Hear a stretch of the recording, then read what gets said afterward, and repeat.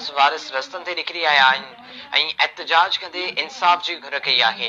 Report करे रहियो आहे ज़ुल्फ़कार टामरी।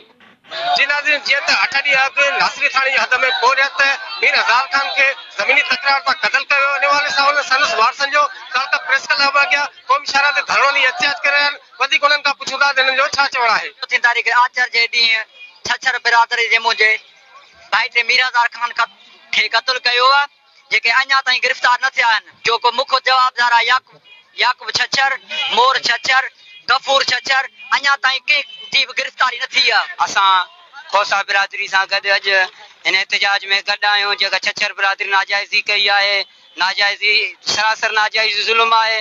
जेकड़ो पोरियत मज़ूरी जे हिसाब सां पंहिंजी मज़ूरी करणु पियो वञे। तव्हांजो अगरि फॾो आहे, तव्हांजो झेड़ो आहे, हिन में मज़ूरनि जो कहिड़ो ॾोह, मज़ूरनि जो कहिड़ो ज़ुल्म जेको हिन ज़ुल्म करे हिकिड़ो नौजवान असांजो मीर हज़ार खान खोसो खे शहीद करे छॾियऊं, हुनखे मारे छॾियऊं, नाजाइज़ी कई अथनि। असां आला इख्तियारनि बिलावल भुट्टो ज़रदारी साहिबु, को चेयरमैन आसिफ अली ज़रदारी साहिबु, अदी फरियाद टालपुर साहिबा, वज़ीर आला सिंध मुराद अली शाह साहिब खां पुरज़ोर अपील था कयूं। जेको पोरियत मज़दूर हारी नौजवान मीर हज़ार खान खोसो सां नाजाइज़ी ज़ुल्म थियो आहे। आवाज़ जीअं त तव्हां लिखियल ते हाणे का ॻाल्हि बि न आहे। सभु शहर जा ऐं जेकी नाजाइज़ी थी रहियूं आहिनि खोसे बिरादरनि सां, उहो सभु माना जेको ज़ोर जे साम्हूं ज़ारी आहे। हाणे हिन टाइम ते छछरनि जो माना जेको आले इख्तियारनि सां ऐं वॾे वॾे माण्हुनि सां राब्ता लॻा पिया आहिनि।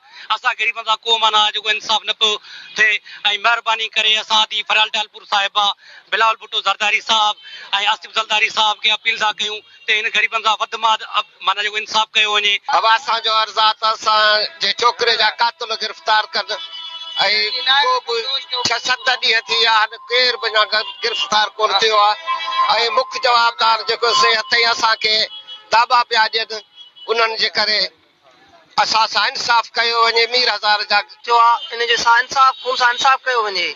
याकूब छछर, मोर छछर ऐं गफूर छछर धमकियूं ॾेई रहिया आहिनि अॼु बि, छो जो गिरफ़्तार न थियनि। असां नासिरी थाणे ते विया आहियूं, 2 चकर उते इहो ई चयो वञे थो त असांखे हुकुम न आहे, मथां हुकुम मिलंदो त असां गिरफ़्तारी कंदासीं।